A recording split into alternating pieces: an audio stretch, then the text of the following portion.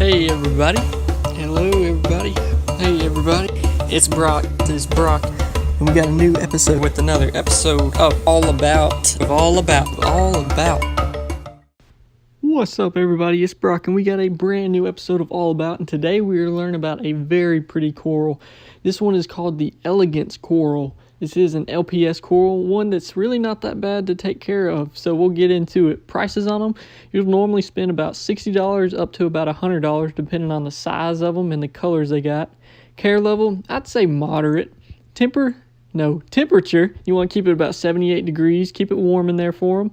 DKH 8 to 12, pH 8.1 to 8.4, and your salinity 1.023 to 1.024, keep it right in there. Colors, they have a bunch of colors on them.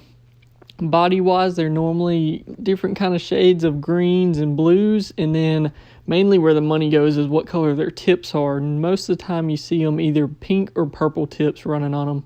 Diet, okay, so these guys eat a bunch of different things, so I would recommend feeding them different kinds of pellets on top of them. They have a bunch of different coral pellets you can drop on them.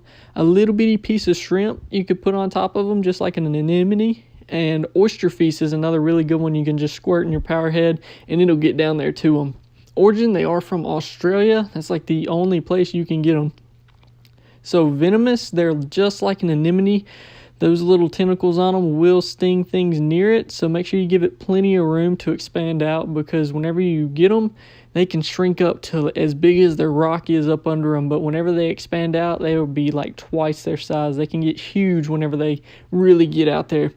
Placement, normally we recommend putting them at the bottom, mainly because whenever they do get big, they'll be shocking everything around you. So if you glued them up to a rock in the middle of your tank, you're really going to run into some problems. So normally we put them down in the sand at the bottom.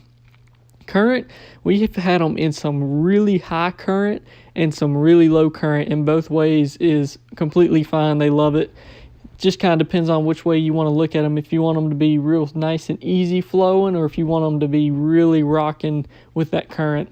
Tank size, of course, it doesn't really matter, but I would recommend not just throwing a foot-long Elegance coral in a 10-gallon. Lighting wise, if you will, just let me know what kind of lighting you have, and that'll help me be able to tell if it's strong enough to keep one of these guys. Make sure, of course, you're keeping your calcium and KH up. Reef Coat A, Reef Coat B is a really good one to use. That keeps my tank levels all fine to keep them. But other than that, you really will be fine as long as you're doing your water changes every month. So I have also seen clownfish host them, which is really cool. If you're having some problems with your anemones and they don't want to get up in them, there's a chance they might go down there into the Elegance coral. Other than that, I think I've hit everything you need. Just make sure these guys will sting other corals around them. So make sure you don't put them right beside something you like. Put them in their own little thing. You can put two Elegance corals beside each other because they're not going to sting each other. And other than that, just make sure you feed them. Normally I treat them like an anemone. Feed them like a little bitty piece of shrimp once a week.